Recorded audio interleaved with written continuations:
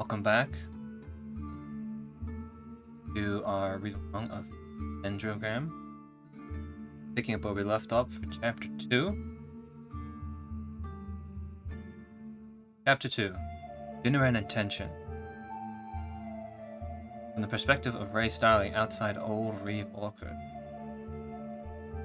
After I defeated the demi-dragon worm, I picked up its drop item, a demi-dragon worm treasure coffer, and escaped from Old Reeve Orchard carrying Liliane. I didn't think about going to aid Liliana. On the window screen displaying our party's members' status, I could see that she was doing fine. Moreover, there was no way that a miracle like what had just happened would occur a second or time. I had the feeling that if I were to get full of myself now, then it would definitely ruin things. Drawing is the right choice. Nemesis, who was apparently my embryo, explained the battle situation like so. That Tian girl won't die. It's the stronger of the two, so each time, you'll win for sure against that damn centipede. Even though you were just born, you seem to be more informed about this world than I am. It appears she even knows about Liliana. Or maybe she has memories from attached. That's because even if I take the form of a human, I am not. Serious things like that exist. More importantly, you possess a thing called curiosity, and isn't it about time you had something to ask me? Nothing sprang to mind, I didn't respond.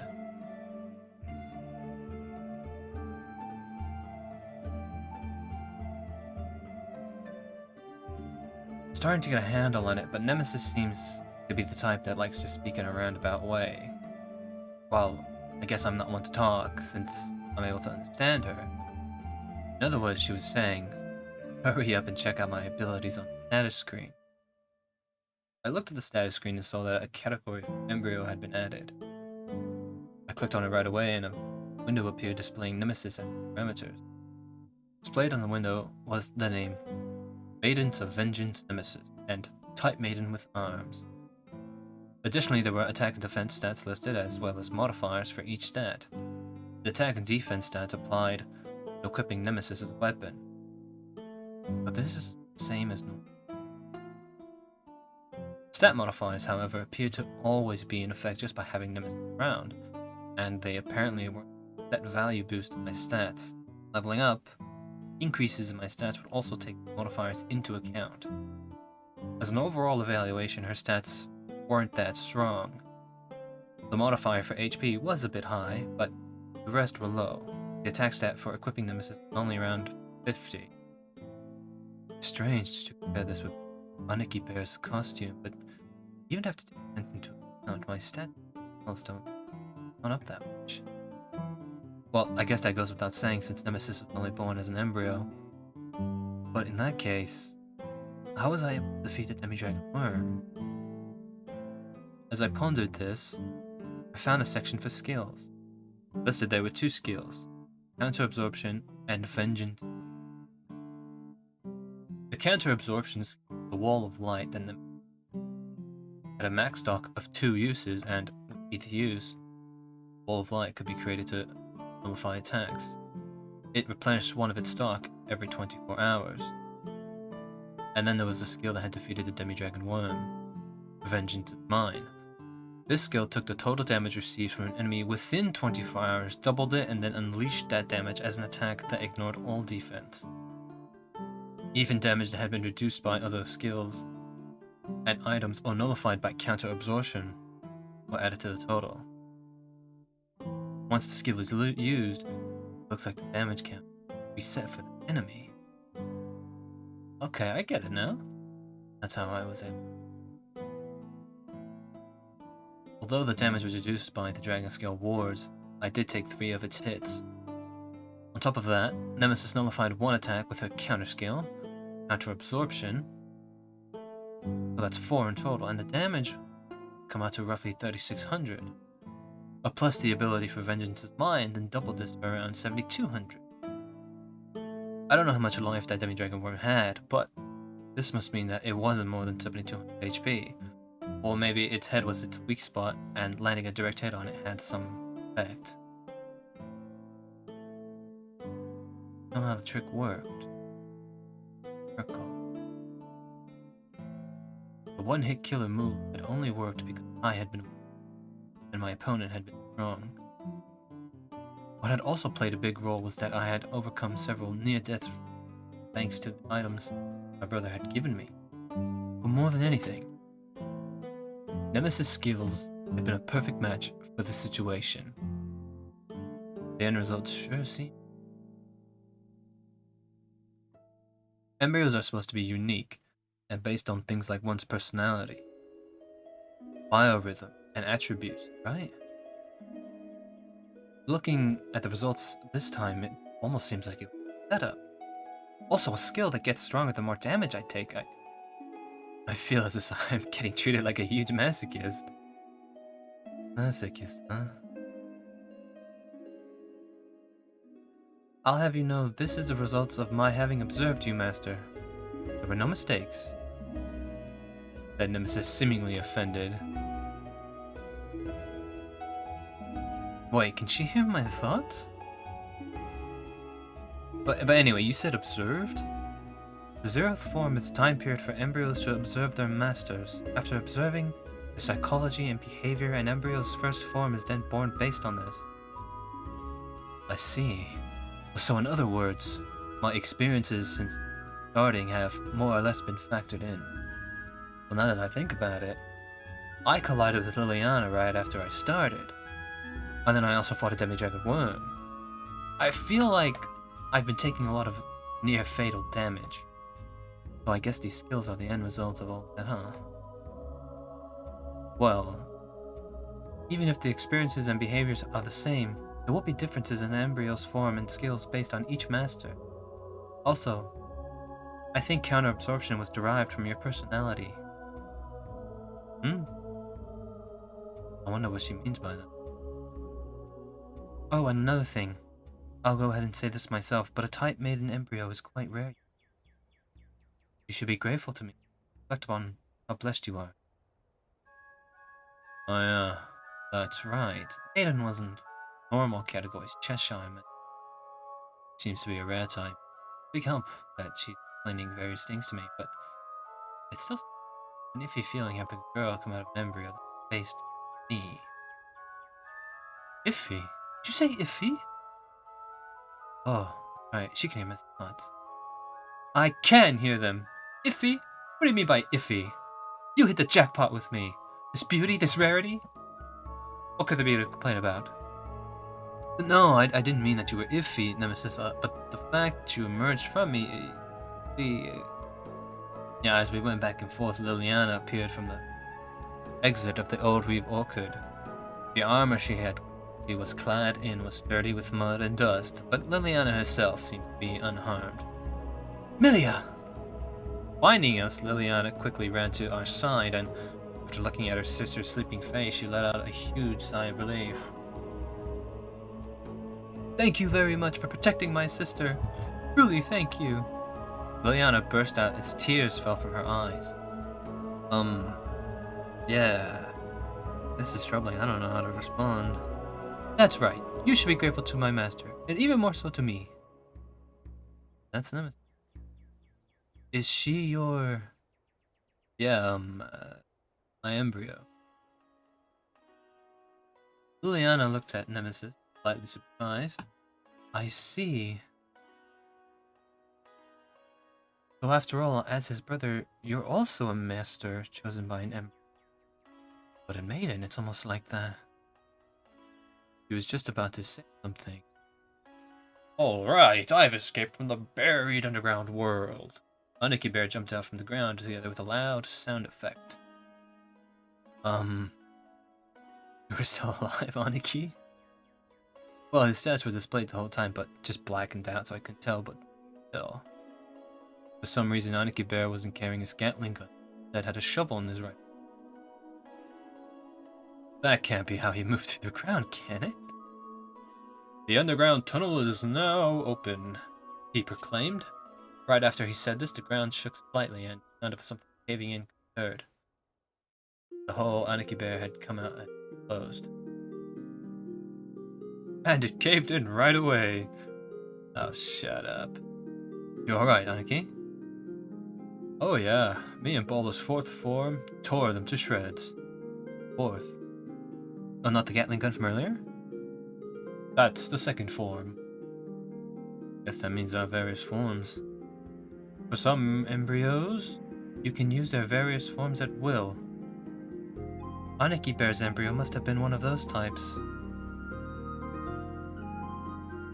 Or would it be Bear Onisan? Bear Onisan. Is Bear Onisan referring to my brother?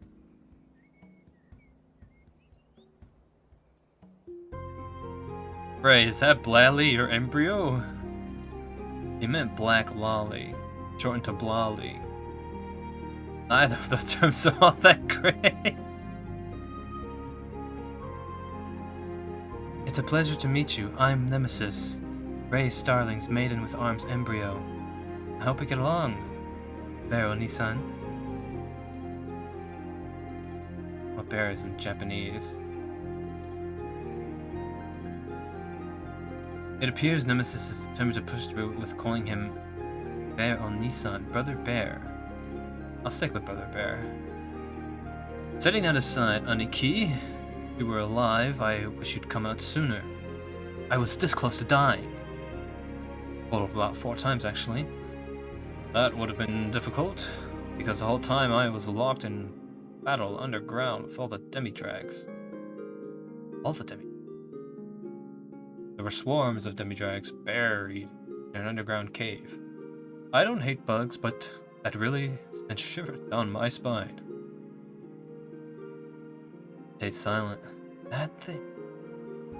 Swarms of them. A good thing I didn't stick around for long, huh? An outbreak of those centipedes, the newbie killer, is way too scary. I guess that's just what you'd expect from a trauma-generating machine. Normally, there shouldn't have been even one demi-drag living there. Huh? Oh well, I took care of everyone that I found, so they shouldn't multiply anymore. More importantly, let's head home. You're right, let's head back. And so like that, Nemesis, Aniki Bear, Liliana, Milian, and I started on our way back. Due to our close proximity to the royal capital, we arrived in no time. After we passed through the gate, we then parted ways with Liliana and Milian. She's cute. Before leaving, Liliana said, "I'll be sure to repay this debt of gratitude." Milian, who had woken up, gave each of us a remberry from the basket she had held onto so dearly and said, "Thank you." I watched the two sisters walk home hand in hand. The message, "Quest, search for Milian Grandria," has been completed, was displayed, and I finally felt like the quest had ended. What the? I said, exhausted. I feel like I've gone through some crazy danger and chaos right off the bat.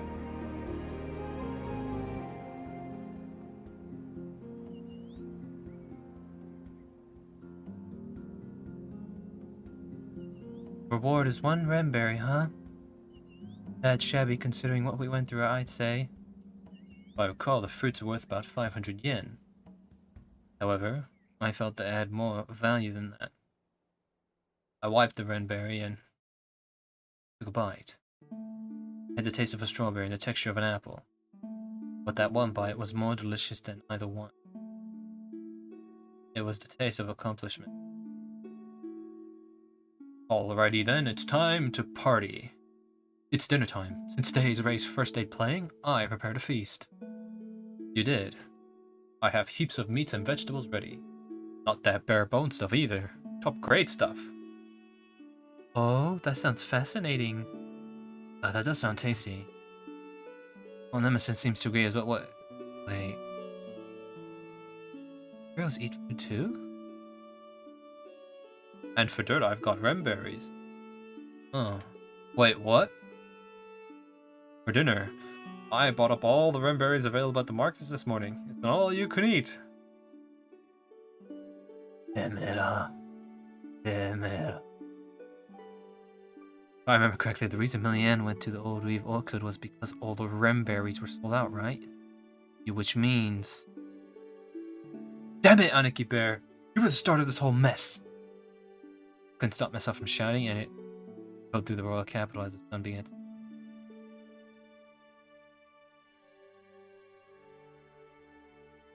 After chewing at my brother for a while, we made our way to the restaurant we had made reservations at. It was run by a player, and not only served their own food, they also allowed customers to bring their own ingredients that chefs from the restaurants would then cook. My brother had apparently already handed over a mountain of ingredients. Alright, in celebrations of Ray's first day and completing his first quest, cheers! Thank you very much. Cheers! Said Nemesis and I, as we all clinked our drinks together. My brother had a rem liqueur made from remberry, while Nemesis and I had a drink that was similar to orange juice. Infinite Dendrogram checked age restrictions based on each player's citizenship, so I apparently wouldn't be able to drink alcohol until I turned 20. If I were to go into further details, sexual material was rated 18, while alcohol and tobacco was rated 20. Since these things exist in the game, I'm not sure if I can call this wholesome or indecent. That sucks! What a load of crap. That would piss me off. Thanks to my kitty master, I can't drink any alcohol either. 6 years in our time. That's long. Based on appearances, when it comes to who shouldn't be drinking, you're number 2. Number 1 would be my brother. Yeah, for various reasons. Don't drink alcohol from a glass while in a bear costume. Chomp chomp. Go on now. Eat up. Meat. Eat some meat. Chomp chomp chomp chomp. My brother ate the food laid out on the table. Or just to do the same. Really? You can eat and drink while wearing that costume? It's high spec. Even in weird ways. Okay, what is it? It's delicious! I was surprised at the taste after trying unknown food I had been recommended. It had been made using ingredients and cooking methods I didn't know, and yet it had all come together in a tastiness I couldn't comprehend. On top of everything, it was incredibly delicious. The owner of this place is a star chef.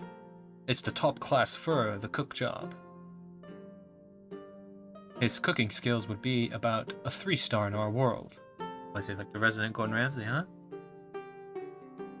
That's amazing. But after eating a feast like this, it'll be tough to deal with the difference between this and what I eat in the real world. Should be about dinner time for me back home, and I should be getting hungry.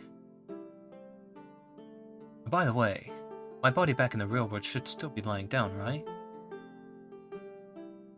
Yes, but you'll get a notice if something happens in the real world. Like for bathroom breaks or hunger, for example. Right after he said this, a window appeared in the edge of my sight. Notice, urge to urinate. Notice, hunger. Oh, I see. Okay then, I'm gonna log off for a bit. Alright, try to come back as soon as you can. Do return quickly, master. I can't help myself to the food until you come back. Yeah. I then selected the logout option from the main menu. Logging out. Should the next login point be your save point or current location? Current location. Understood. We await your return. And like that, my avatar disappeared from the world. And as if waking up from a dream, my consciousness receded from infinite. Oh. First thing I did after logging out of Infinite Dendrogram was check the clock. The time was about 3 hours later than when I had started the game. I was impressed to see what time really had only advanced by a third of what I had spent in the game world. I then went to the bathroom. After that, I ate a balanced nutrition bar and drank some mineral water to replace my body's nutrients. Although I had eaten inside the game, my actual stomach hadn't been filled. I checked my cell phone in case I had any messages, but there were none. I also looked at the news on my computer, but there wasn't anything that stood out. After about 10 minutes or so, I logged back in. Welcome back. Oh my.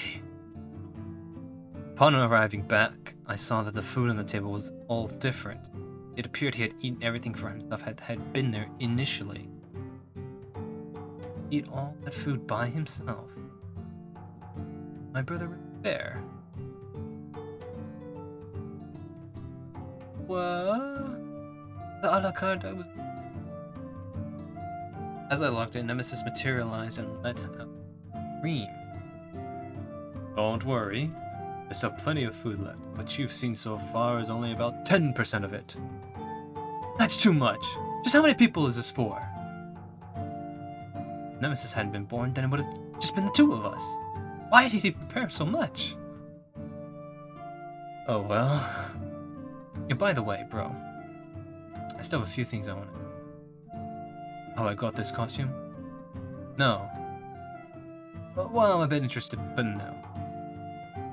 There were two system-related things. One thing about Liliana I was curious about. I guess I'll start with the easier questions. Embryos change form as they evolve, don't they?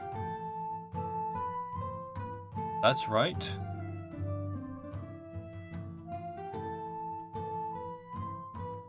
My boulder increased its weaponiness. It also got very much bigger. Now, I thought that Gatling gun was quite large, but that was only its second form, right? Anything bigger than that, I don't think you'd be able to carry it. By the way, I wasn't able to show it to you, but the fourth form I used today is a tank. A tank? Is that even allowed? So Nemesis will also eventually turn into something different from her current human form. Like maybe even a tank. Nemesis, who was eating beside me, became scared and said, "That's so ominous." How they evolve depends on their master, but in your case, Nemesis will probably always be a maiden. Although the with arms part might change to a different type. Well, speaking of that, Nemesis turned into a sword. What would she be regarded as? Well, like I was saying, she's a maiden embryo and that turns into an arms. Maidens are generally hybrids, a mix of various types. Oh, really? Well, that seems like kind of a bargain. After I thought this through, Nemesis complained, "What do you mean? I'm a cheap girl?" There's only one person I know that has a maiden embryo. She stayed as a maiden, while the with part changed to various things. She's even become a superior embryo now. Superior embryo? The first to third forms of an embryo are called low rank, while the fourth and sixth forms, fourth to sixth forms, are called high rank. And then there's the current highest level that can be reached. The seventh form. It's called a superior embryo. It's called this because it surpasses the limits of high rank form. Final form. Superior embryo. Wonder if Nemesis will reach that one day. She's still in her first form though, so I don't know how long it'll take to reach that. By the way, out of all the players, there are fewer than 100 that have reached this form. The game has over 100,000 active players, and yet there are less than 100. How difficult of a path is it? Those people are way too hardcore. It's not like they all achieved this solely through their playtime. There are a lot of players who started on release day and still haven't reached it, while there are those who were able to do it in half a year. What does that mean? It requires some missions? Oh yeah, bro. Nikki, you started playing on release. So how far has your embryo? What form is it up to? That's a buried secret. That's annoying. Also, Aniki Bear mostly spoke normally when he was explaining things, but used bear puns when he was teasing me. It was irritating now that I had caught on to this. While Aniki Bear and I had been talking, Nemesis had cleaned off all the food on her plate before I'd even realized it. And we were talking to you know. Okay, on to my next question. It's all about standings in this world. And by that you mean... I was thinking for how Liliana had spoken and acted. Liliana called me something like a master of a chosen, but not a player. I don't really get what that circumstances are regarding that, or what the status for us players is within the setting. Somehow I did get the feeling she was thinking of me as a player in game. You can find out about that by reading the background setting on the official site, but you'll lose several hours if you do so. So I'll give you the short explanation. Here's the TLDR. My brother then began lecture in the world setting. In this world there are masters and Tians. All of us players are called masters here. The meaning is something like one chosen by an embryo. So a master is someone who raises and uses an embryo that possesses infinite possibilities. Due to this, a master's power is enormous, but in exchange, they are burdened with one condition. Their bodies are frequently spirited away to a different world. Huh? A master may vanish from this world for as little as a few minutes, or for as long as several months. Also, there are times when they return to the place where they vanished, as well as times when they are flung to a special location called a save point. Oh wait, isn't that... At the time before death, a master can also use the power of an embryo to send their body to another world and survive. However, if this happens, they will not return for at least 3 days. So that means... So what that means is that logging out and the death penalty for players have been incorporated into the foundation of this world. Konotori desu. Wow.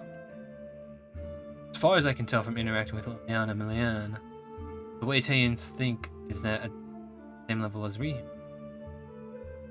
So in order to allow those Tayans to go about without realizing this world is a game, they've defined how players return to the real world and their immortality as truths of this world. I see. A lot more to it than I thought. By the way, sometimes there are players that go around saying, this world is a game. But the Tayans view them as pitiful masters have gone mad from being sent to a different world. Also, masters disappear so irregularly. For the most part, they don't take on important positions in the kingdom. Even if you join the Knights in order to get the job Knight, you won't be given regular work. Instead, you'll get specifics to masters. In other words, you're given jobs where it'd be fine even if you disappear during it. Well, in terms of strength, we're stronger because of our embryos. So the jobs we get sent our way usually pay higher rewards than the ones for Tians. Now I wonder if I'll be asked to go monster by myself. Well, okay then. That resolved the bigger questions I had regarding this game systems. Which just leaves Aniki. Did something happen between you and Liliana? I don't know what you're talking about. Don't try to dodge the question. Liliana clearly knew who you were. And if I were to add to that, I didn't feel like it was a good impression she had either. What did you do? Surely he didn't make a move on her, right? For example, saying something like, "Yay, it's a real female knight, I just can't get enough," and then hugging her. I didn't do anything. Contrary to my expectations, my brother answered in a serious tone. It's because I didn't do anything. That's probably why she resents me. Now, what do you mean?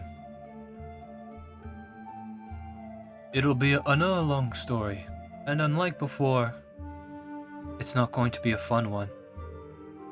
I don't mind. After I said this, my brother let out a sigh and then began to talk.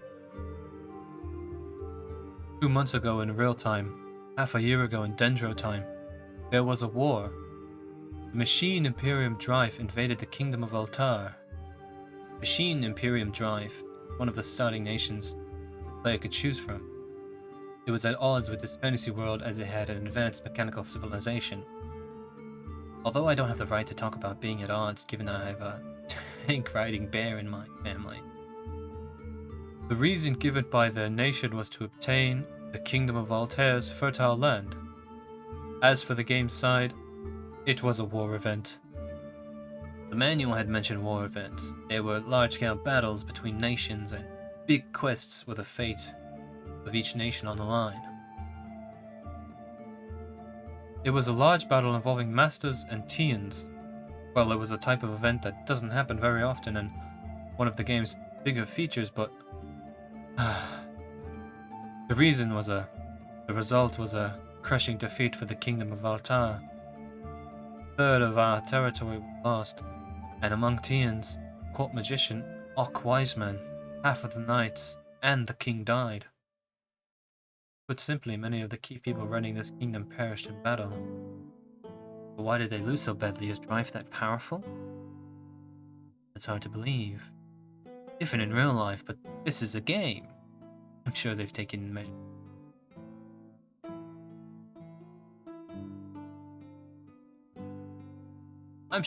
New measures to balance this. The strength of both countries was essentially even. This includes the nation's power, the soldiers' levels, and the fighting ability of important Tians. However, the strength of Masters on top of that is a different story. Oh, so you're saying they lost to Drive because difference in the number of players. Drive certainly seems like a nation where those who like it would really like it. Maybe a bunch of players joined it. No, that can't be it. If that were the case, the kingdom would also... The reason they lost is because out of all the masters that were eligible to join the war, most didn't participate. What? It was an answer I didn't expect. The fate of the kingdom was at stake and it was a big-time event, yet they didn't participate? The king of Altar was, how to put it, an old-fashioned person. He said, "This is a crisis for our kingdom. Warriors of this nation, now is the time to rise up." It was great that he gave his speech and joined the front lines, but that was it. That was it? There were no rewards. Essentially, he felt that if you belong to this nation, then it's a given that you would rise up during its crisis. Well, I get that the fate of the kingdom was at stake, but I still feel like that's being a bit cheap. That's how it's normally done. Of course, for masters, for players, they're enjoying this world, but they aren't staking their lives on this game. If they die, they just can't log in for 24 hours. That's why even if the kingdom was in a crisis, there were many who thought that if there was nothing to gain, there wasn't any meaning in participating. I would be just the opposite. Login restriction was the only negative that came from dying. Well, then I would consider joining the war. But I guess everyone thinks differently. There's the cost of healing items you use in battle, and it'd be a huge minus if you fought some enemy and your equipment got destroyed. Regarding this issue, the fact that Drive on the other side clearly stated the rewards was a factor. And then he went on to explain. Apparently, they had been quite exceptional. They had offered 5,000 lire for every Kingdom of Altair soldier defeated. Each embryo holder, in other words, each master, the reward had been 50,000 lire. In addition to this, they had offered various rewards for defeating key people, such as rare items and a privileged status within the nation. As a result, the morale of Drive's players had risen, while the motivation of players in the Kingdom of Altair had dropped considerably.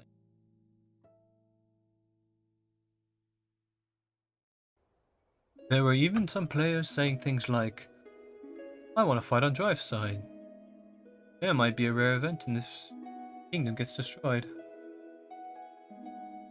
I wasn't sure what to say. As a gamer, I can't say I don't understand how they feel. I can understand them, but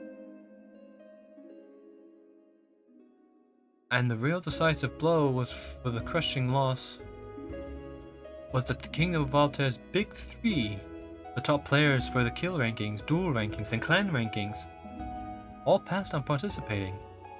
The rankings, oh, they have those? We'll head over there. Said and pointed outside the window. This restaurant faced the square with the water fountain where I had met up with my brother.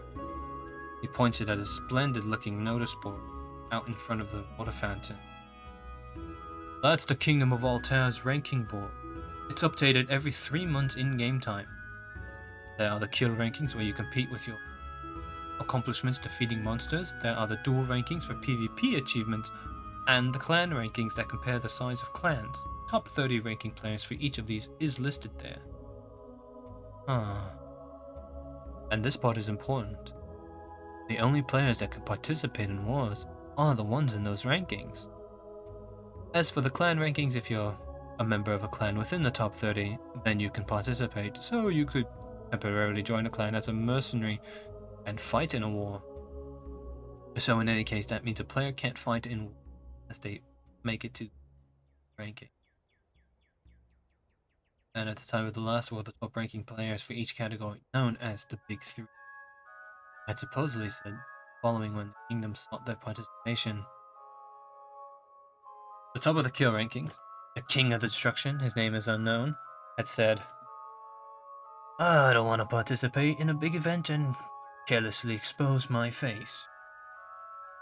The top of the duel rankings, Over Gladiator Fiagaro, had said, I'm not interested in sloppy fights. The leader of the top clan of the clan rankings, High Priestess Tsukuyo Fusto of the Lunar Society, had said, we were unable to reach an agreement with the Kingdom of Altair.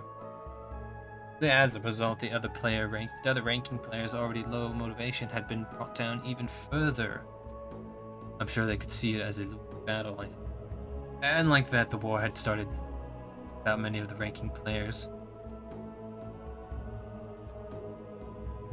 Seems like a completely unbalanced game that the kingdom would just go, nah, fuck you, I'm not giving you anything. The ones that had participated had included some of the ranking clans, players that had temporarily joined them, such as the members of fan clubs for popular teams like Liliana, as well as naive players. The result had been a terrible sight. The scene on the battlefield could only have been described as a massacre. The overall number of players had been disparate, and the most devastating of all was that the top-ranking players on Drive's side had all participated. Top of the Drive's Imperium kill ranking, King of the Beasts. Top of the Drive's Imperium's duel rankings, held General Logan Goddard. Top of the Drive Imperium's clan ranking, Giga Professor Mr. Franklin.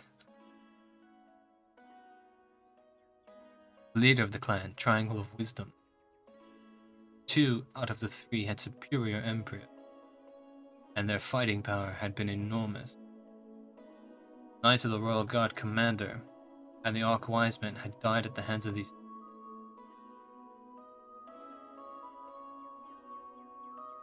Even the king had been killed. If things had kept going as they were, without a doubt, this kingdom would have been on a straight shot to ruin. But after being forced to give about a third of our territory, the nation of Cardina began their evasion into Drive. Except for some troops they left behind into the territory they took, the rest of Drive's forces retreated back to their homeland.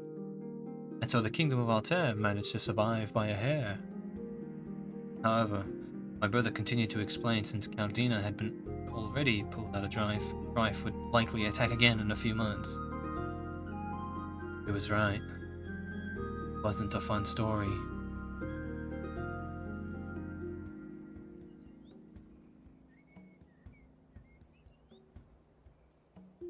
So what's this about you saying that Liliana resents you? Well, that's because I was one of the ranking players listed there that didn't participate. Moreover, the former commander of the knights that died in battle with Liliana Emilia's father. Man, it's really a fun story. This really isn't a fun story.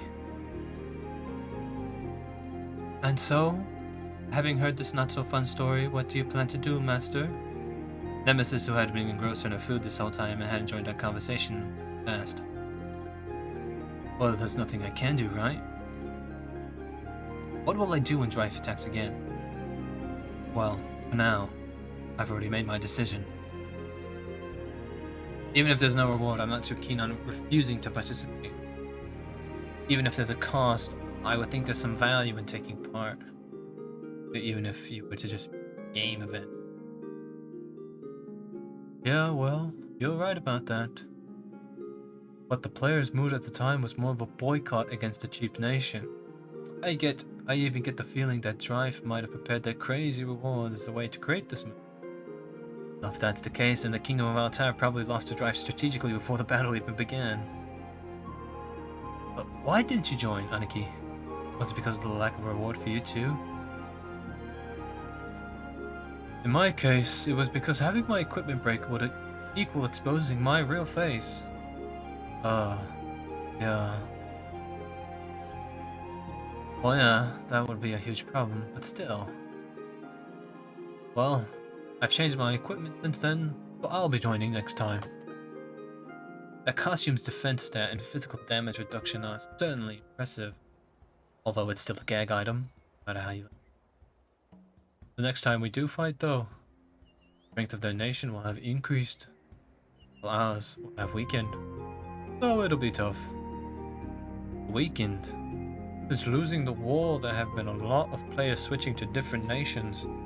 There are even teens leaving the kingdom. People on online chat boards have been saying things like, "The Kingdom of Altair has passed its prime," and "Game over." I remained silent. Defections, refugees, and rampant resignation. That's the path of a country headed towards collapse in the real world. With the latest update to the rankings, about 70% have been replaced. Put another way, now might be the chance to get on the ranking. In that case, I guess I'll start there. Listening to all this has helped me solidify my plans. Well, no, my plans are still the same, but my goals have increased. Have you decided on a new objective? I nodded. Things stand. There aren't a lot of things I can do, and I can't take part in the war. Why? First things first, I'll raise my level, and then I guess aim to get rankings. An undisclosed chat room on Earth. AOL Messenger. Members, Professor. General has joined. Beast King has joined. Professor, General, Beast King. Good evening. Good evening. Eve. Gentlemen, did you both watch the video I sent you through Infinite Dendrogram? Saw it. That's why we're here, obviously. That's true. Now then, regarding our plan to eliminate an important TN, to put it simply, it failed. Yeah, fail. Those things I released into the dungeon, the horde of demi-dragon worms, got wiped out, didn't they?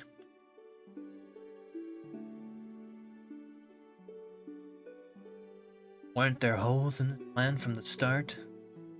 Giving the target sister bug repellent incense and directing her to the orchard, and then springing a trap on the target there. Originally, I had different sets of steps planned, but for some reason all the remberries had disappeared from the market. Even the potion I intended to use for my plan was gone. Lol. It is a real shame. The plan was to give a poison remberry to the little sister, and use that to kill the older sister. Little sis. Hey, Chan.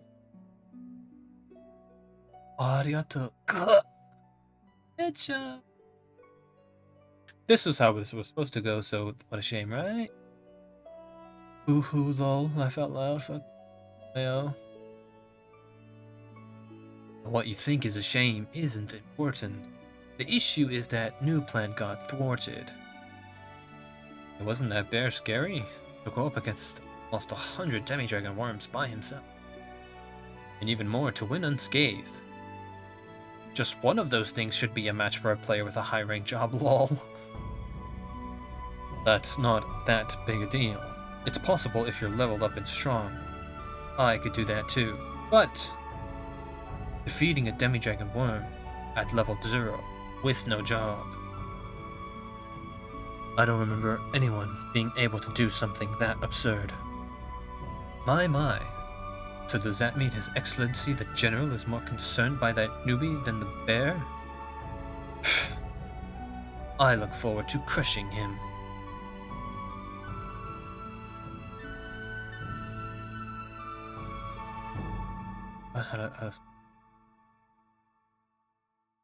As usual, way to play the stereotypical evil press character. Me too though, lol. Whatever, this is how I am. Lol.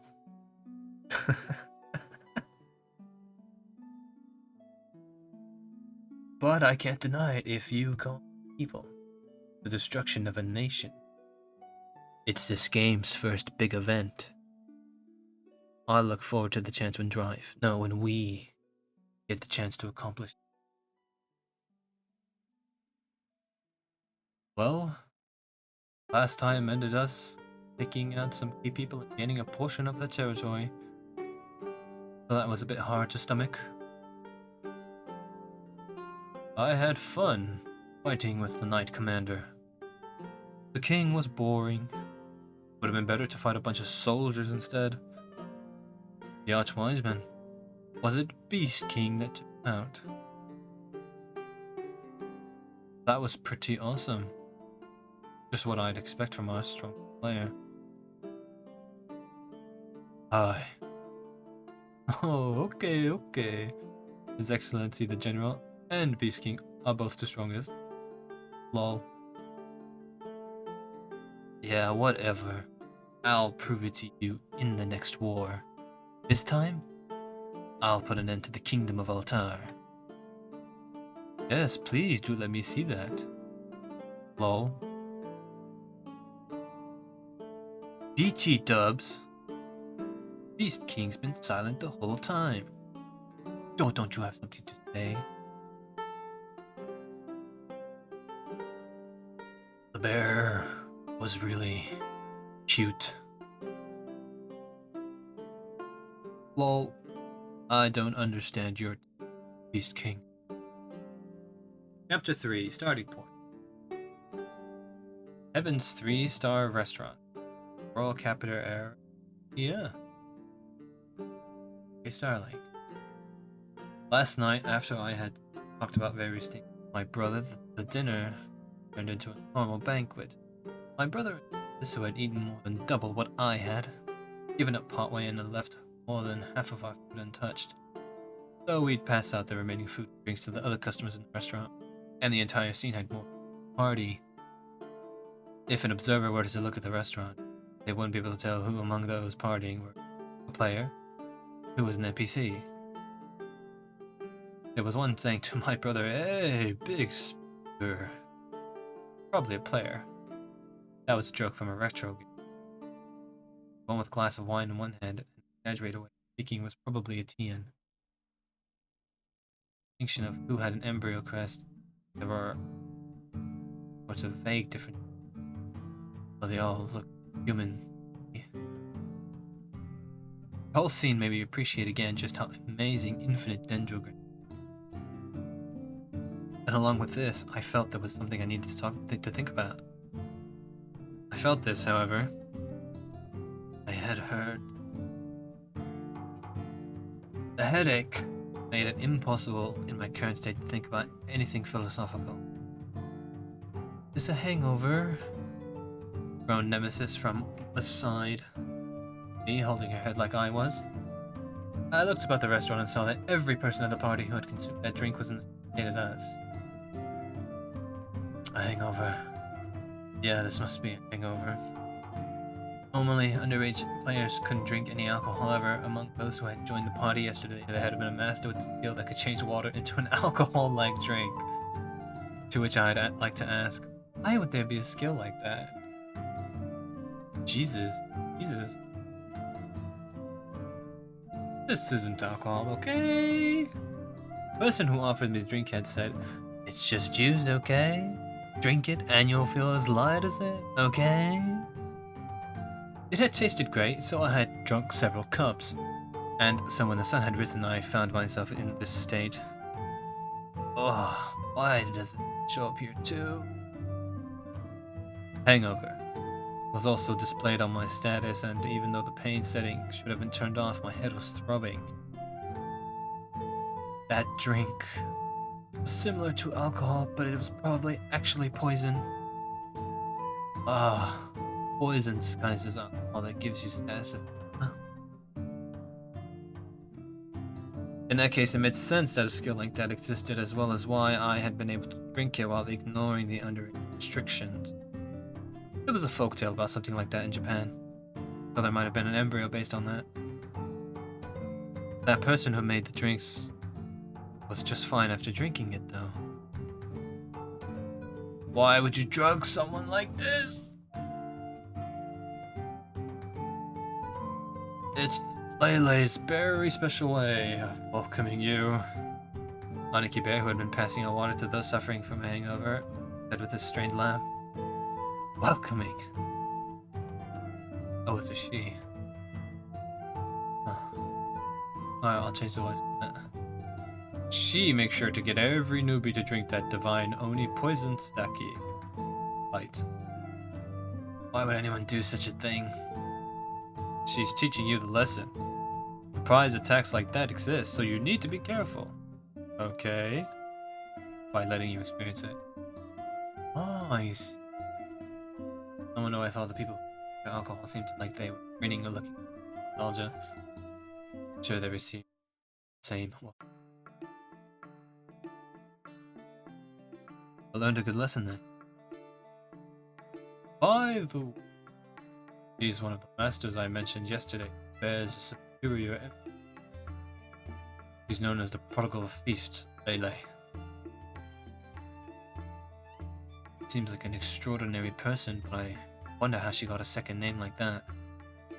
Oh, also by the way, she wasn't able to participate in the previous war due to a schedule conflict in her life, it seems. That's saying, there are people who are too busy to participate. Yeah, that makes sense. In the end, I wasn't able to move during the morning until my hangover had passed. The item someone from the restaurant gave me to cure the hangover's effect didn't work. Some pretty nasty poison for you to its status effects. Putting that aside, we were back to normal, so we decided to go shopping in town. Oi, Aniki. I want to sell the drop item I got from the demi-dragon. Buy some beginner equipment. Dragon scales and brooches. You know where they sell those? What? You're going to stock up on those? Aniki Bear's expressions looked troubled. Nemesis' skill required that I take damage. I was thinking the life-saving brooch and dragon scale wards were a must, but... Well, is there some sort of problem? Those accessories are very expensive. Dragon scale ward is the top ward type accessory and costs about 300,000 lire for one. The life-saving brooch goes for about 5 million lire. What? That's 3,050 million in yen. What is that? $30,000? $50,000? No, $500,000. Those items were that expensive. However, thinking about it, I guess that's reasonable. It is on the level of determining life or death for you. I would have died several times if it hadn't been for them. I'll hold off for now. Also, sorry for breaking them all yesterday. Well, that'd be for the very best. As for beginner equipment, I know a player shop. That's fair. By the way, did you already open the Demidrag's drop item? Open it. For boss monsters like the Demidrag, the items they drop are usually crates. Inside should be one item derived from the boss you defeated, and then 5 random items based on the boss's level. Oh, really? Come to think of it, the item they dropped was a Demi-Dragon Worm treasure coffer. Pretty sure coffer is another word for chest. Yeah. I selected it from the item list and the message, "Will you open this item?" was displayed. Would it be better to open this? Chance it'll be a miss, so you could just sell it as is. But if it's from a Demi-Drag, then it might have something quite good in it. I think it's okay to open it. Okay then. Yes, it is. Acquired natural Demi-Dragon full body armor. Acquired Ementerium. I got natural full body armor and Ementerium. Oh, full body armor is very nice. It should have a skill that reduces physical damage by 150. Wow, that's really good. I think. But I'm not sure any more after seeing Aniki Bear's costume. What does natural mean? Oh, it means that it's a naturally made full body armor. What does a naturally made full body armor mean? Alright, then I'll equip it right away. Huh? Can't. I looked closer, saw that the following message do not meet the level required. Must have a total level of 150 and a job level of 51 in order to equip the item. That's bullshit. I hate when games do that. If I go out of my way, if I slave for an item, piece of equipment or weapon, way above my level, I should be able to equip it if I were able to get it. Get in a drop, not trade. Trade I can understand, but a drop? That's bullshit.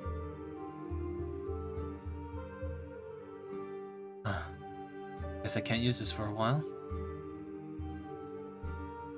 Looks like it'll be some time before you can equip it. Well, I think it'd be fine if you sold it. It'll fetch you at least 400,000 Lear. Also, Ementerium is an item you can sell. It's worth about 20,000 Lear. Oh, those are pretty good prices. Although they don't even come close to reach Ementerium, though. For the Demidrag's drop item, supposed to sell it on 50,000? If, for example, the full body armor that he said was a winner hadn't been in the crate, and instead it had been an item based on the Demidrag with the same value as Ementerium, well, then that'd be a total of 40,000. Finally starting to understand how extraordinary Drive Swords were I heard about yesterday. I'm sure it'd be much easier to defeat 8 soldiers than 1 Demidrag. That's what... I bet it was a profitable battlefield for those that took part. In any case, I've acquired some more funds, so I guess I'll go buy some equipment. After the shop my brother had recommended, well, at the shop my brother had recommended, I had them choose a few items that, choose some items for me that I could equip even at level 0. The equipment was supposedly part of something called the Ride series, and they were widely used by low-level players. It was a set consisting of light armor, bracers, pants, and boots. The equipment I had bought happened to be a quality product of an armor craftsman. Due to this, the Riot light armor I had received the following bonus effects: increased HP, HP plus 200, and reduced damage, which was reduced physical damage by 10.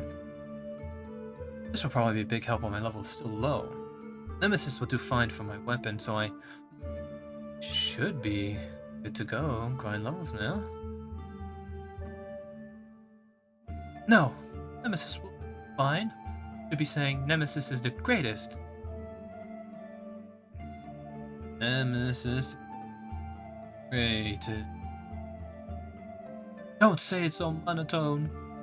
I had also sold the drop item to this shop for the market value of 420,000 Lear.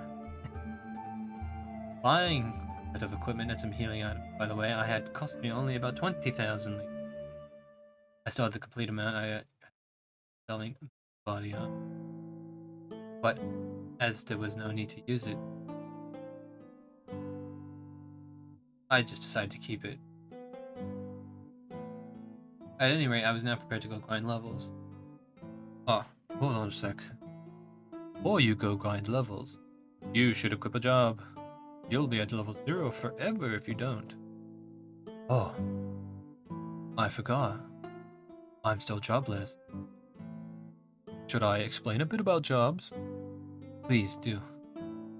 My brother explained the following things. Jobs in Infinite Dendrogram were divided into 3 large categories. Low rank jobs, high rank jobs, and superior jobs. Low rank jobs were that jobless players acquired first. They were easy to get and had a level cap of 50. High rank jobs had set conditions for acquiring them and were capped at 100. These were capped at 100. 6 low rank and 2 high rank jobs could be equipped at once, giving a player a total level cap of 500. So then what about superior jobs? Superior jobs were extremely difficult to acquire, and on top of that, only the first player that acquired a job would be allowed to equip it. Also, the greatest feature of superior jobs was that they had no level cap. That's right. With superior jobs, your level, that was normally maxed out at 500, could be increased as much as you like. There was no balance whatsoever to this. But of course, as your level rose, so did the amount of experience needed to each new. That was why even with a cap, these apparently weren't many people with ridiculously high levels.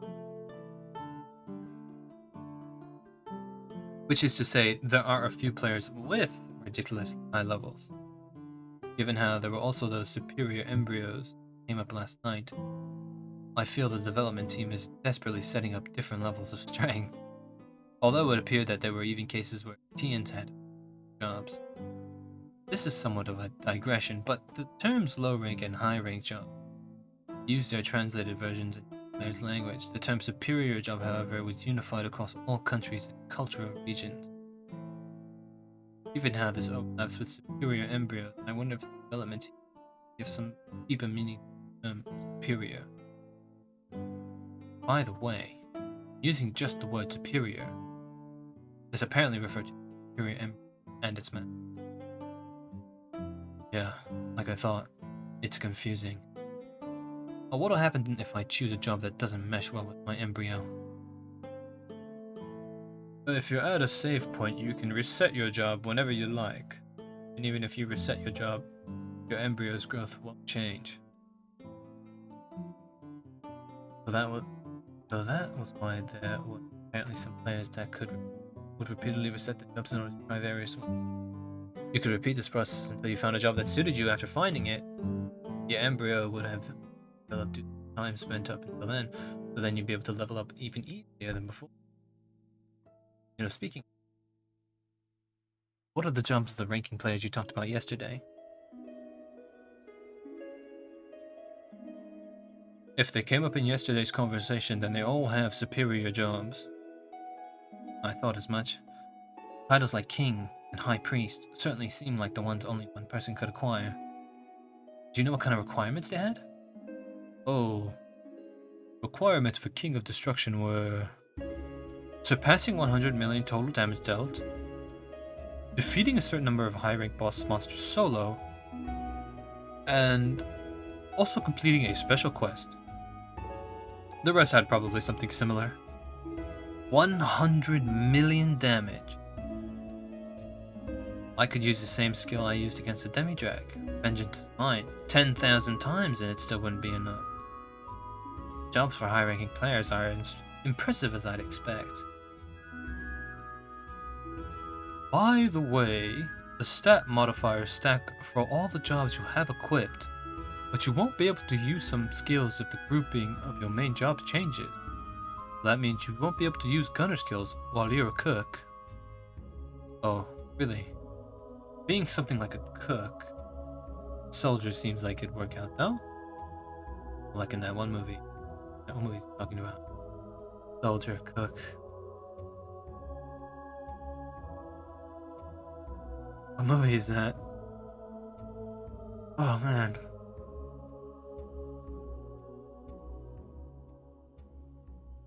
Oh, it's on the tip of my... Whatever. Well, you can also change your main job at save points, and you can still use skills if they're within the same grouping. It's probably best to keep that in mind when choosing which jobs to equip. Okay, then what jobs can I equip now? Ta-da! The Suitable Job Diagnostics Catalog. He said in a voice as if he were going to take out some sort of secret tool. What he did pull out, though, was a thick book. If you read this catalog, you can find the job that best fits you out of all the ones equipped right now. That's useful. Since the format is a questionnaire, I don't know if it'll really be the best fit, but this'll work just fine when you're not sure what to do. Because, at any rate, there are over 100 low-rank jobs that you can equip in this town from the beginning. That's way too many! Well, you'll probably be using this going forward, so I'll give this to you. He handed me the book. Thanks. At any rate, I'll give it a try. And so after 5 minutes or so, the results came in. Paladin.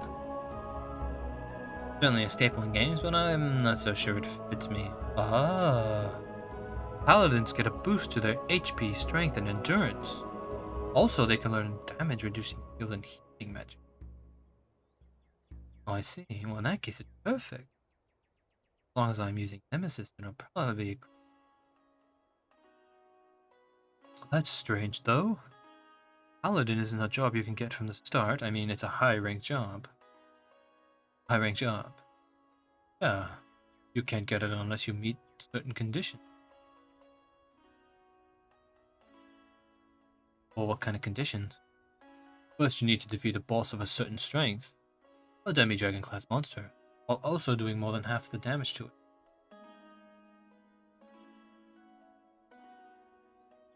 Well, I did that.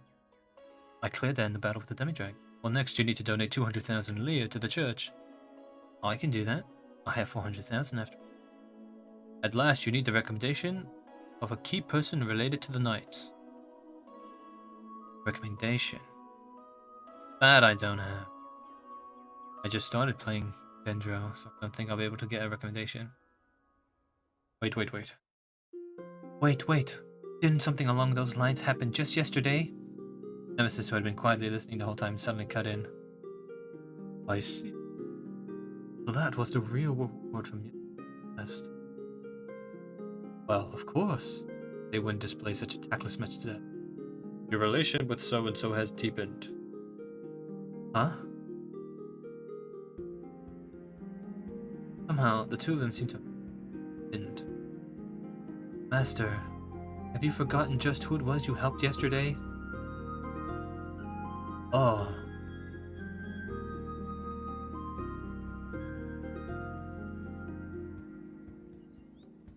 We then made our way over to Liliana's house. Liliana was the vice commander of the Knights of the Royal Guard, and likely because of what had happened. Yesterday she was at home with Milian. We received a warm welcome and thanks for the day before. After we chatted with the two, I mentioned to Liliana that I wanted to become a paladin. She readily agreed and wrote a little recommendation letter for me right away. I took care of the donation at the church as well, and within a day, I had become a paladin. And with this, I finally prepared to go grind levels. Alright, then this is where I'll take my leave. Aniki Bear struck up his hand and said, What? You're not gonna help us grind bears, Big Brother Bear?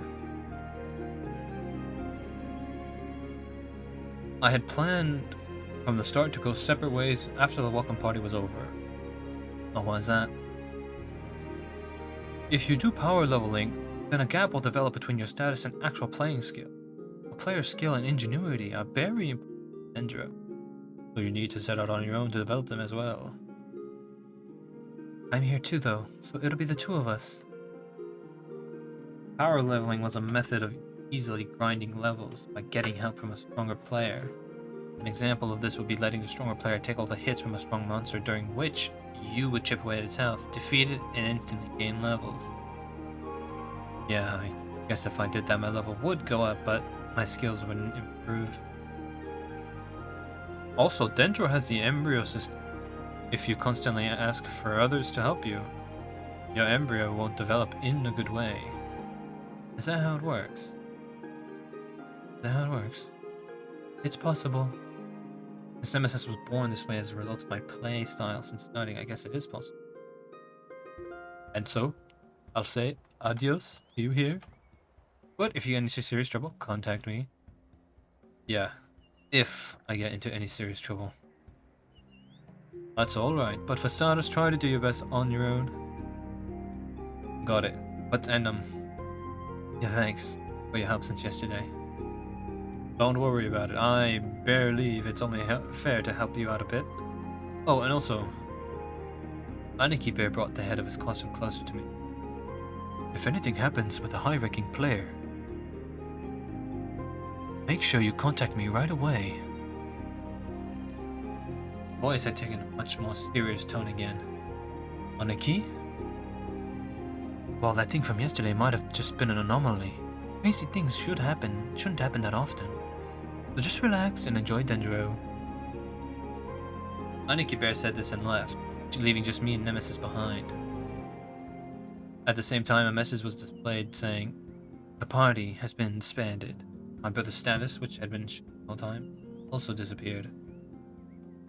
Well then, Master, it's finally time for you, no, us, stand on our own feet. But have you decided where to go? Well, Aniki told me about some low-level hunting, so I think I'll go check those out. I'm looking forward to grinding levels.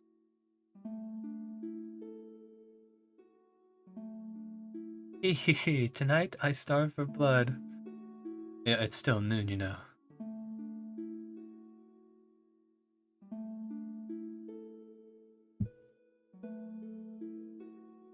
Is that a joke that didn't translate well? The first hunting ground we headed to was east of Plains, right outside the Altia's east gate. It had a very clear view and I could see monsters leaping from here and there as well as the players fighting them. That reminds me, this is the first time I've seen other players fight. Alright, but shall we get started too? Yeah, Nemesis said, and then she changed into the same black greatsword as yesterday. I swung the greatsword up and down as I held it to my right arm, or rather, it was wrapped around my whole arm. This really isn't as heavy as it looks. Even at my strength level, I can swing with no problem. It's about the same weight as that fake sword I bought as a souvenir a long time ago. Or maybe about the same as a metal pipe. Isn't it rude to mention a lady's weight? But this form is clearly lighter than when you were in your human form. What happened to the law of conservation of mass? You're concerned about the law of conservation of mass in a world of magic and where time flows differently? Oh, well, yeah, that's true, but...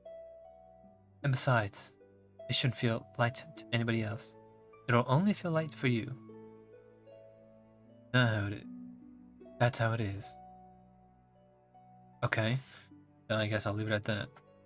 My level isn't going to get any higher if I spend all my time asking questions. Alright then, time to start grinding levels. I'm itching to get started. 2 hours pass. My level has gone up by 3, and I haven't taken any damage yet. How come I'm not taking any damage even though I'm getting pummeled? Since I arrived here, I've been fighting monsters like little goblins and Pashi rabbits. They were the type you could take one glance at and say, "Ah, these are the small fry monsters you'd find at the beginning." However, no matter how many times they had attacked me, I hadn't taken any damage. You shouldn't be surprised. You have fairly good equipment for your level. Also, wasn't there a reduced damage skill? Isn't all the damage below 10 becoming 0 because of that? Oh, so that means that monsters here can't do more than 10 damage to me. My initial HP had been a little under 100, Taking into account that this was a hunting ground for beginners, it's possible they had only placed monsters here with low strength. They wouldn't kill a player with that amount of HP. Incidentally, my HP was now over 704. The Liana's HP had been in the 5,000, Paladin level of 60, and a total level of 210. But at this rate, by the time I reach Paladin level 60, my HP would probably be well over 6,000.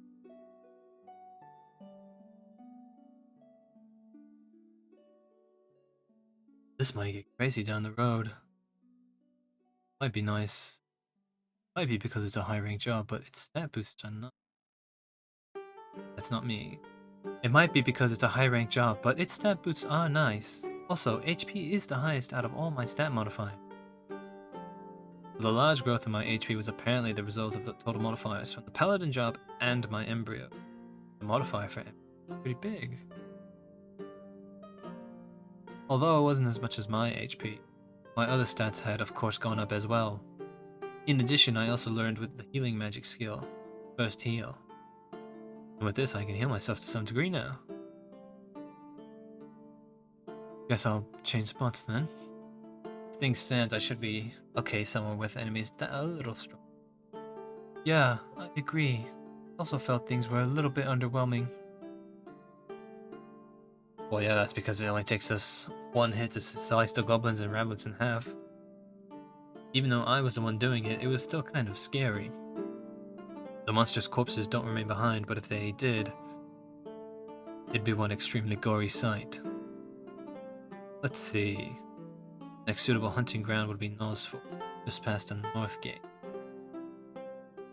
Then shall we first return to the royal capital? It's almost time for sweets after all. Time for sweets? I'm okay with paying for drinks, but what will I do if she eats as much as dinner last night? I would like to keep the remaining money I got from some items to get to my next set of equipment. At any rate, we headed back towards the royal capital. On the way, I watched the other players as they fought. There were a lot of players with outfits that were in the catalog from the tutorial, so they were probably beginners like me. However, even if they had the beginner outfit, they had at least things that other players didn't. One player had a sickle and chain. The player would hurl into the air and the chain would extend on its own to attack the monster. Or so I had thought, but for some reason it was a sickle that would travel underground and then attack the monster instead. Another player had a baby carriage. Said the carriage was an egg-like object, and for some reason the player was pushing the carriage with their left hand while desperately sword in their right hand to fight off monsters. Another player had a stone hut. There was an opening at one section of the wall, and the player attacking monsters from there with a slingshot. Monsters that bit into the hut stopped moving as if they were stunned. Another player had a red barrier. Monsters that entered the barrier would blow up as if they had stepped on a mine. Ah, here we go. If all of those are embryos, there sure are a lot of different types. The sickle and chain is in arms. The hut is a castle. My shield is a tip. Baby carriage is what exactly? A tool that's in arms? Or maybe a chariot? Are those the only so those are the non-maiden base category. They look really interesting. Are you cheating on me? Are you thinking about cheating while you're embracing me with your right hand? Does this count as embracing? I'm not thinking about cheating or anything. I just thought it was interesting how they're all got their own abilities and personalities. Yeah, it's really fantasy-like. A Nicky Bear's embryo was such a heavy firearm, the issue went way beyond whether or not it was fantasy. Well, having something solely unique to each master is the fundamental principle of embryos after all. Also, well, compared to the others, your first form is fairly rugged, Nemesis. Rugged? Yeah, your greatsword mode, that is. As we continued to walk like that, we came across another player engaged in battle with monsters. Unlike before, however, I could see the silhouettes of two people. One of them wore a coat that appeared to be starting equipment.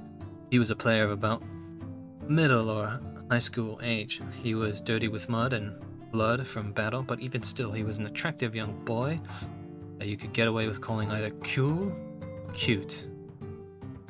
What? As for appearances, the other person was quite unique as well. She had a demon tail and bat wings, and was a beautiful, imp-like young girl. Ah! Take that! The two of them were fighting with all they had, but they were surrounded by 4 little goblins, and the odds were slightly stacked against them.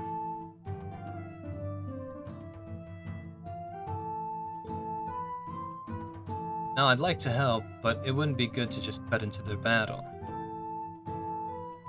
First, heal. And I said, and I healed both of their HP. I did it partly as a way to test a new healing magic I had just learned, but hadn't yet used. It was what you might describe as a drive-by heal. A drive-by heal. I couldn't see their HP since we weren't in the same party, but their wounds noticeably disappeared. Oh, that helps a lot. Arigato. Two regrouped and resumed fighting. After about 5 minutes, the two managed to wipe out the little goblins. Good work out there. First heal. I cast a healing magic one more time on the two after they had finished fighting. Thank you very much for healing us, that really helps. Arigato. I just want to try out my healing magic, so no need to worry about it. You know, if anything, it feels awkward to be thanked. Yeah, I can sympathize with you there, man. I don't like to be thanked either. Well, you have been getting thanked non-stop since yesterday. A weight that unexpectedly disappeared from my right hand as she was standing next to me in her human form. Huh? Nani? Oh, are you? Two of them appeared to be surprised, but Nemesis paid no mind to that and just stared at the imp girl. I see, a fellow maiden. No, a guardian, huh? However, it's rare for a guardian to look this close to a human. Oi, stop staring at her, Nemesis, that's rude. My apologies, I was just curious about something. Just what that something was. Well, I was curious about it too. I'm sorry my embryo was being rude. Oh, please, don't worry about it. That's amazing though, there are even embryos that transform. That's right, I'm Nemesis, a type maiden with arms embryo.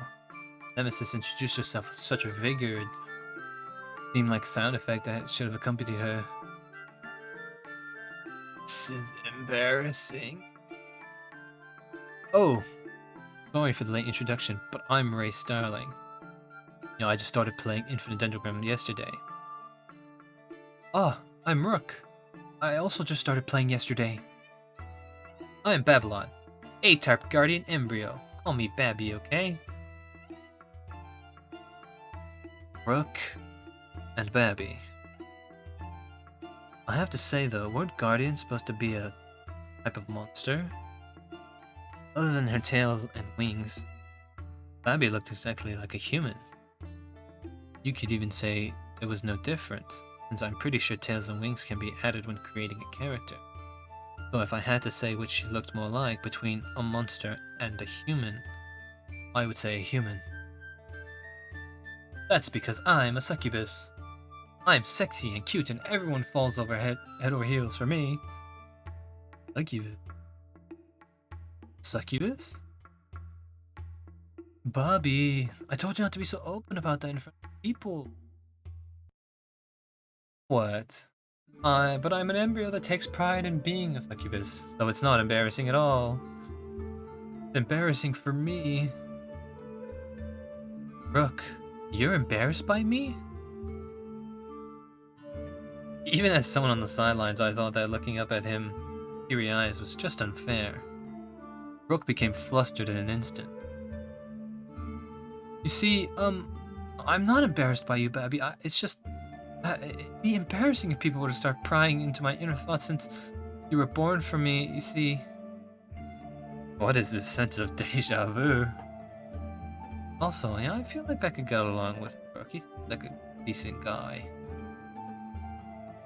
Now, you shouldn't cause too much trouble for your master, Babby. You'll want to talk. Brooke and Bobby were done with their hunting, so we decided to band up and make our way back to the capital as a group. And since we had no reason not to, Nemesis and I invited them to our little sweets party. They gladly accepted, but peaches are sure delicious this time of year. Despite it being her first time eating peach tarts, Nemesis spoke as though she knew everything about it and hastily sank her teeth into her 17th serving. No sweet thing is complete without this. Babby poured chili sauce over... What? Babby poured chili sauce all over her strawberry parfait? No. Chili sauce shouldn't even be an option. I think so too, but the speed at which Nemesis eats is also quite... yeah, I know exactly what you mean. Seen before so strange in many ways. For example, despite not being older than a day, Nemesis and Bobby were familiar with the concept of seasonal fruit. They had their own taste, and they expressed awareness of flavoring. Yesterday, Nemesis had told me that despite being humanoid in form, she really wasn't like us. But that didn't stop the sight for me from seriously throwing me off. When born, we embryos make use of our master's memories. Our knowledge of this world came from the world system, but our knowledge of worldly affairs come from our masters. Oh, that's how she knows about each seasons. Basically, we embryos know everything about our masters. What kind of girls do I prefer then? Ones like me, of course. Wrong. Why? So to sum it up, they didn't know everything, but merely came equipped with common sense.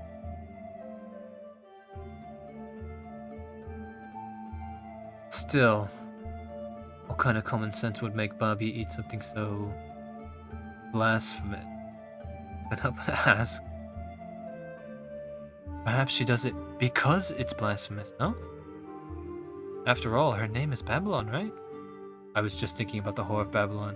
The Whore of Babylon was a figure from the Book of Revelation, often portrayed riding a seven-headed beast, and she spread depravity, adultery, and defilement, making her a sworn enemy of the martyr. I had no idea if any of that applied to Bobby, but Nemesis said the name of the Greek goddesses of vengeance or divine punishment, and befittingly her ability was to enter it. There was reason to believe that embryos named were related to their powers. That aside, Babby, being a succubus, you must know many ways to express your sexuality and make men go crazy about you. What the hell are you saying, you damn god lolly? Of course I do. Does she really? Babby's words actually made Rook choke on his food a bit. Oh, care to share? There's the shoulder massage, the massage where you tightly step on the lower back, and the best one, the lap pillow and ear cleaning combo. Sexy, right? Sexy? None of that goes beyond normal massage. I wouldn't even call that lewd. That's not what I wanted to hear. Don't you have anything befitting the name Whore of Babylon? Like? I'm not one to know. Don't give her a question that flusters yourself, you damn goth bully. I'm underage, so I think that Babby is just acting accordingly. Rook stopped choking on his food and gave us a highly agreeable reason. Ah, age restrictions, huh? I expressed my understanding. Just like they affected alcohol and tobacco, age restrictions reduced the sexiness of the point of making it equivalent to girls giving massages to their dads. Man, is it hard to tell if infinite Dendrogram is wholesome or indecent? Before parting ways, Rook and I, both being newbies, made a promise to party up and go adventuring sometime. Also, Rook didn't have a job yet. In fact, he'd started playing without having read anything about the game, so he didn't even know how to get one. I let him take a look at the suitable jobs diagnostic catalog my brother had given me, and he quickly found a job that he was interested in. Making it into a little surprise, next time we partied up, I chose not to ask what it was. Anyway, after Rook and I went our own way, I walked to the forest. Shall we? Yes. Let's raise our level. With Nemesis already in her greatsword form, I entered the second easiest hunting ground in the capital's surroundings. Unlike Easter Plains, this place had a number of trees that took a toll on it. The forest was so dense that it was hard to see 20 meters ahead. However, I could hear the sounds of battle coming. So it clearly wasn't completely inaccessible to players. Sounds were probably being made by beginners like myself, no longer satisfied by the East. About 2 minutes after we began searching for more, we found some wolf-like beasts. Right when they entered my visions, the name Teal Wolf laid above them. There were 3 in total. And this is... As in most RPGs, fighting multiple enemies right after entering a high-level hunting ground wasn't the best idea. But I had no choice.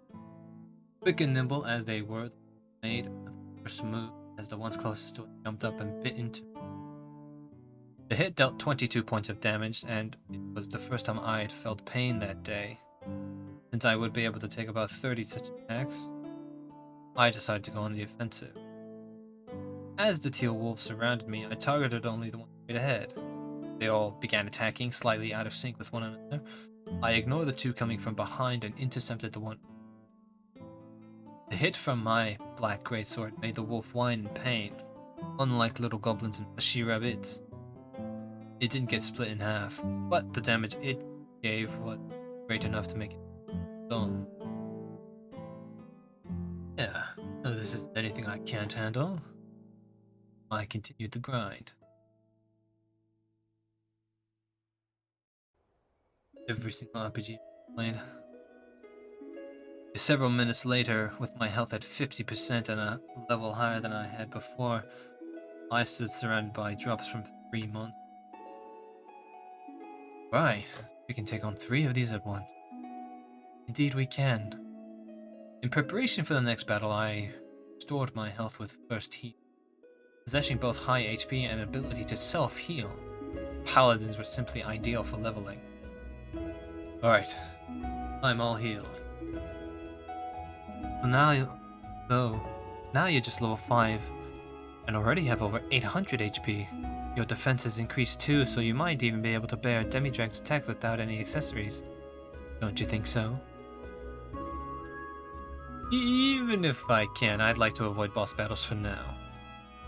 Endlessly repeating events like that, or that intense, would simply drain my life away. I'll hunt standard monsters until I reach level 20.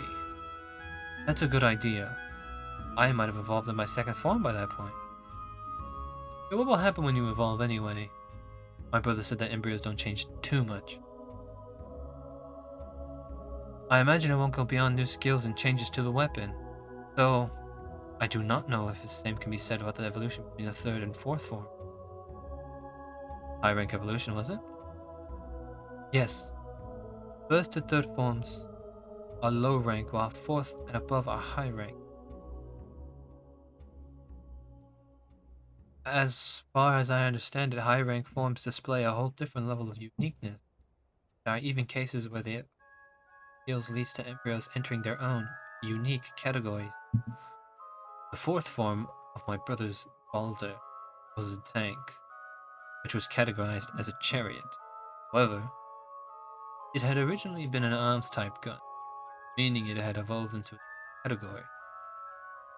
If high-rank forms display a lot of uniqueness, but the 7th rank, superior form. There are no details on that in the knowledge I was granted with my birth. We're simply not given this kind of information, it seems. Yeah, I think I see how it is. It was top secret knowledge, not meant to be seen by the average person. Not surprising that there are fewer than 100 people who got there. However, I do know that embryos of fourth or higher forms get called high rank, not just for classification, but for power as well. That's why you must hurry and uplift me to the fourth form, and beyond if you can. Well, that's the plan anyway. The rankings were probably full of people with a high rank embryo, but if I wanted to get there, I had no choice but to get on their level. Get on my level? For now, I have no choice but to do some honest leveling. When I reach level 13, then move on to the roundabout. The orange patches of sky I saw between the trees clearly showed that it was getting late, but I had no intention. Hell, more monsters spawn at night, so actually it makes me... That's the spirit. Alright, then let's go. Suddenly my vision slanted. No, it wasn't just my vision, but myself. The numbness, the remnant of an... On my forehead was a sign that something hit temporal. My status display showed me that I had taken away a whole 80% of my HP. Oh. I'd been struck by some sudden critical damage with no rhyme or reason behind it. Since it hit my head, I was left dizzy and unable to properly move my limbs. Master! I thought she was simply worried about me, but it was wrong. But I was wrong, it was a warning. Eh? Counter-absorption!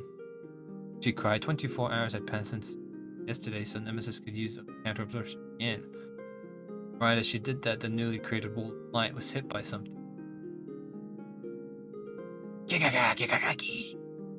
It was a small monster that combined the aerodynamic shape of a bullet with the dreadful visage of a predator. What the hell is that? It writhed, to no avail, as it tried to break through the wall of light. More likely than not, the damage I had taken a second ago had been dealt by this thing. It's a monster. No way. This monster's offensive ability is way too great compared to the teal wolves I had been fighting. However, it didn't seem like it was a boss monster like the demi-dragon worm either. I mean, it doesn't even have a name pop up that appears over every monster in sight. Could it be... Counter-absorption wall of light vanished. So did the monster that had suddenly hit it. A suicidal type monster that dies right after its first attack. It's both a monster and not at the same time. Master, this is a Guardian. Type Guardian. A monster type embryo. Unlike Bobby, who was of the same type. This one was a real monster. Master, retreat! Someone is targeting you! You don't have to tell me twice! With my dizziness gone, I dashed towards the gate while healing. Soon enough, I became fully aware of the situation. Screams of players were echoing in the forest. It wasn't just one or two people either, but dozens of them. Since that monster was an embryo, the one responsible was another player. PK. Player killing. Just as the name implied, it was the act of killing other players, a concept that had existed since the dawn of MMOs. The person who had attacked me was attacking other players too, since his number of victims increasing his number of victims with every passing second. With Nemesis's buff and stat increase due to my high rank job, my HP was significantly larger than that of most people close to my level, and yet a single attack had been enough to bring me to the verge of death. No player without similar circumstances could survive it. It was no longer a newbie's hunting ground, but a newbie hunting ground. We had become the hunted. A Guardian died right then and there. Why are the victims increasing? They're probably a part of a high-rank Guardian categorization, type Legion. It's an embryo that's basically a colony. As far as I know, their quantity comes as a great cost of quality. Were you saying that the attack that almost killed me was low quality? Nice joke. Wait, if the embryo is a high rank, Master must be high rank too. We're at a disadvantage. We have to hurry back to the capital. This player-killing asshole shouldn't follow us there. However, before I could act out my thoughts, I heard it behind me, a monster flying towards me like a... Master! It's going to kill me! Like hell! Like hell. Turning around, I swung my black greatsword at the bullet monster. The impact made the bullet monster blast away into the trees, ending its life and roll. I did it. Well done, Master. Now you just have to run to the city. Nemesis didn't get to finish her sentence. In her greatsword form, Nemesis didn't have a face. However, I could easily tell that she was looking at. Someone was standing there beyond the trees, slightly veiled by a dark haze. I couldn't tell whether it was a man or a woman, young or old, or even if it was actually human or not. Though light, the haze distorted the silhouette to the point of making me unable to see such basic things. All I could tell was that the figure held a gun-like object in its right hand, and that an embryo crest was shining on its left. At that point, it couldn't have been more obvious. It was this person. This person was the one trying to kill me. Run away, Master! Before I could even respond, I began dashing with all I had. The distance was 20 meters. It was much smaller than the distance I had to run while escaping the orchard. The city was right beyond it. I kept on running. However, I suddenly heard a gunshot. At the same moment, I felt a dreadful, haunting sensation. I had to keep running. However, but the terrible chills running down my spine made me turn around. The sight that awaited my eyes was beyond anything I could expect. Nemesis and I had been able to fend off a mere 2 of those, still only barely. And upon turning around, I was greeted by a hellish swarm of the very same creatures, numbering so many that they blocked out the view behind them. A moment later, before I could even blink, monsters charged at me and pulverized my body.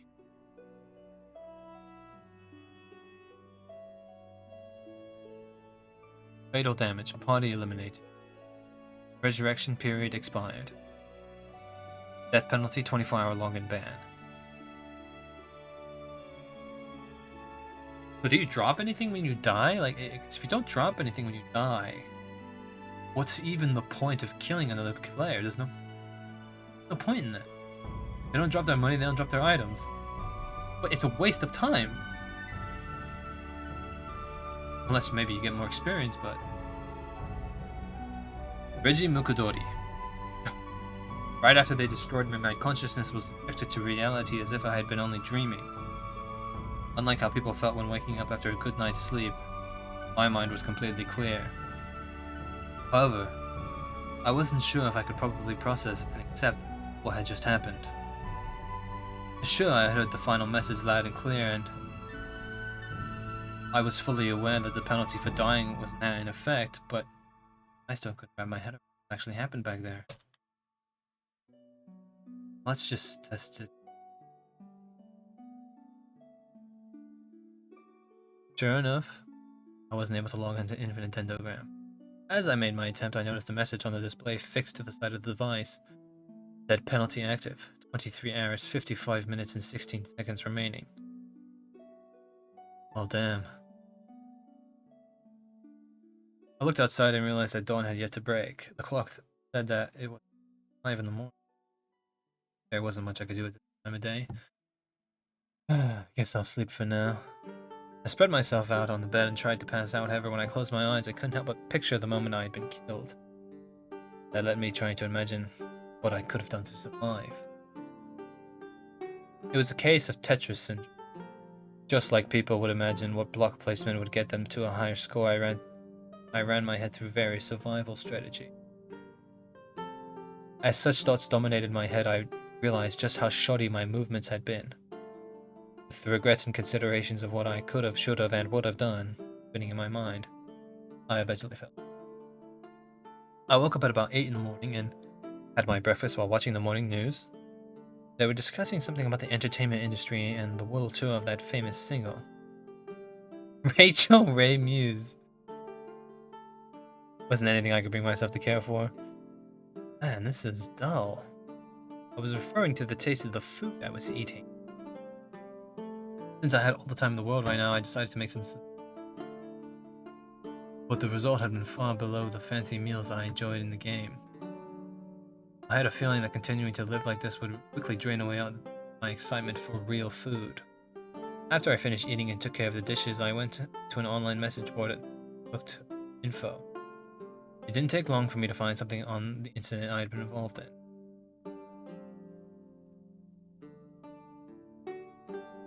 Tragedy at Naw's Forest was actually big news in the message board dedicated to infant Dendrogram. Normally, simple player killing would never get this much, but this was a special case. That was because players were still being hunted in all the beginning hunting grounds. However, this was only happening in the Kingdom of Altar. Simultaneously and continuously, the kingdom's newbies were being killed off. It was clear that it was an operation executed by multiple members of an organized force. The only question left was who was it? Most people on the message board suspected the Drive Imperium, which was rumored to be planning an attack on Altair soon. The reasoning behind the suspicion was the idea that Drive was trying to keep Altair's war potential low for when they decided to make their move. Since it was only happening in the kingdom, the possibility of that being true was high. As one would expect, the kingdom's players were responding to some volunteered to act as vigilantes and hunt down the bad guys, or hunt down the player killers. A number of bigger battles had happened between two sides. However, the vigilantes had failed to get even a single victory. That made it quite obvious that the player killers were made up of highly proficient players. Just like the others, the one who had killed me at Null's Force remained undefeated. But there was a slight difference. Vigilantes weren't even able to find the player killer.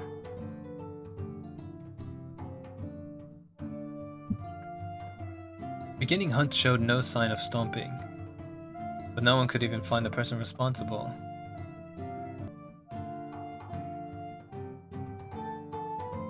Let alone defeat them. Had to be that person, right? Back then, I'd seen the bullet monster embryo and its master. Due to the strange mist surrounding them, I hadn't been able to tell if they were male or female, young or old. That might have had something to do with the vigilantes' inability to find them. I ran my eyes through the comments, which were many varied. Some said, well, the kingdom is screwed. Others said, well, Drive players are such scumbags. And some saw this as an opportunity and said, if you're thinking of deserting, I recommend Caldina. Noobs are welcome. Among them, I saw complaints from unrelated people. One man said, man, I got killed while I was just passing by. My embryo was this close to evolving and the death penalty messed it all up. Another replied with the same here. And I was about to start living a high-ranked dream.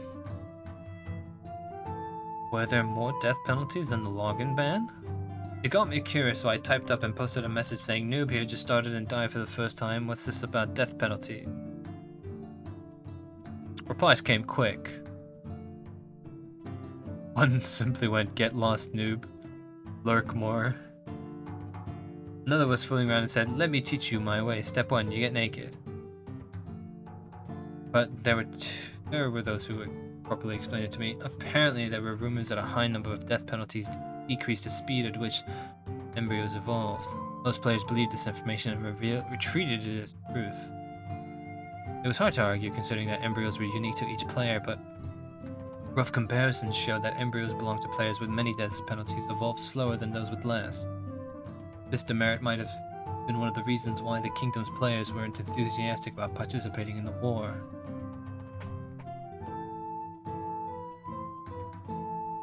After giving my thanks for the info, I switched to another board. I thought I'd be seeing grim posts about war and player killing everywhere I went, but Tenchi and Huanghe were full of people talking about the same events going on there. Cherries were blooming in Tenchi. The people were talking about the cherry blossom viewing sponsored by the Tian Conquest General in Huahui. Panda-like monsters were breeding so much that a whole mountain had become black and white. It was possible to use a camera item to take photos or films and send the output to Wikipedia. Someone had posted a screenshot of the panda event. Heartwarming sight made me smile. The only battle-related event I found was in Legendaria. It was a great battle royale to compete for tickets to the concert where everyone's idol, Fairy Queen Titiana, was the main event. Though it was clearly PvP, everyone seemed to be having tons of fun. Why is the Kingdom of Altair the only place that's getting terrorized and reaching the verge of death? I began to understand why some players would want to defect. Reading it all was a real buzzkill, so I just turned the PC off. Alright, what now? Death penalty ends before the dawn tomorrow. Guess it's a good time to take care of some stuff. I had to stock up on household supplies and food, not to mention that idea to unpack all the things I had brought here upon moving. Plus I had to start getting ready for college, which would begin in just a month. There were a lot of things I had to do in reality. By the time I was done shopping, unpacking my stuff, and finishing up dinner, it was already past 10 o'clock. I checked the message boards, and sure enough, player killers weren't taken care of even after 2 days of in-game time. If the rumors were true, and Drive Imperium players were really the ones responsible, they would likely try to keep the situation like this until right before the war started. That put me in a bit of a pickle, since I wouldn't be able to use any of the standard places for leveling. All the hunting grounds close to the 4 gates of the capital were occupied by player killers. That meant I couldn't even leave the capital. Even if I somehow broke through their blockade and got to another town, the only hunting grounds that fit my level were around the capital. If there's one place I can go to, guess I have no other choice. It's that special beginner's hunting ground that my brother told me about. All of the hunting grounds he told me about were beyond the 4 gates at the capital, but there was one exception. I had been told there was a place the killers couldn't reach. Since I hadn't seen anyone posting that it was affected, it was probably true.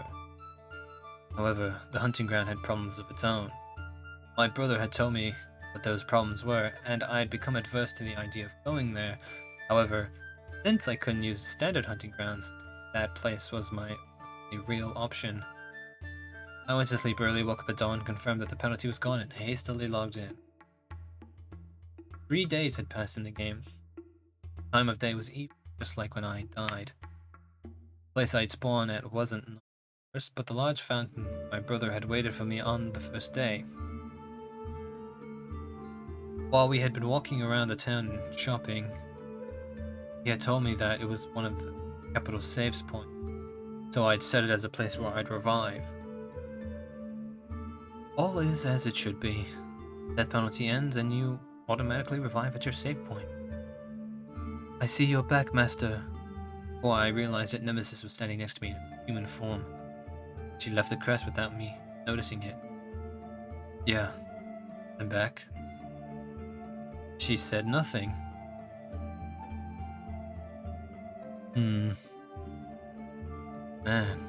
this is awkward. The fact that I had gotten the death penalty made our reunion really unpleasant. I had gotten killed because of my own ineptitude, so I had to apologize to her. So, no need. Stop me before I could finish. Oh, yeah, she knows exactly what I'm thinking. Stop thinking such ludicrous things. I'm the one who feels awkward and needs to apologize. Huh? Why? Before the incident, I went on and on about how I was the greatest and nothing could ever match me. But the very first time we fought against an enemy embryo, I could do nothing to protect you from dying. I am infuriated by my own lack of worth and power. Nemesis expressed her frustration by biting into her lip so hard that I could see a trill of blood go down her chin. That was just how guilty she felt, but you're wrong. you hadn't protected me after the second attack, we would have been defeated way earlier. Seriously, it's my fault for being bad at the game. Makes me look pretty pathetic when you consider that I want to join the rankings. No! It's my fault because my skill wasn't strong enough to protect you from the final attack. Don't be stupid. It's my fault because I couldn't operate in a manner appropriate for our ability. Nemesis hit me in the chest. The punch was very weak, and the words I left to mouth. It was my lack of power. You hadn't been a master, player. You and me both.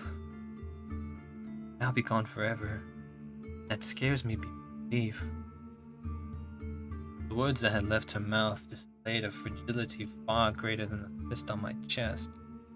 The same girl that hadn't stopped talking about the extent of her greatness was now showing her weak side. Nemesis. She only sniffled in response. Nemesis was crying. Her permeable tears were a sign of fragility and transient. When she cried, Nemesis didn't seem like a mere game character. You might be right. My words made her shoulders shiver. As if to calm them down, I placed my hands on them. However, Nemesis, I really don't think that this failure is your fault. She was 1 or 2 heads shorter than me, so I bent down a little bit and looked her straight in the eyes. And, just as you said, it wasn't only my own powerlessness. Master, Nemesis wasn't the only one who was inept. No, my powerlessness is the only thing to blame for this. This failure is our fault. That wasn't the only correct answer. My level was low. You haven't matured as an embryo. And most important of all, we both lacked experience. That's why we were killed by you. The defeat was in the past, and the past wasn't something you could change. This death penalty might leave a stain on our record. Even so, both of us are alive. I had gotten killed. Since I was a player, a master, my life continued as normal, and if you ignore the possibility of her evolution slowing, Nemesis was okay too.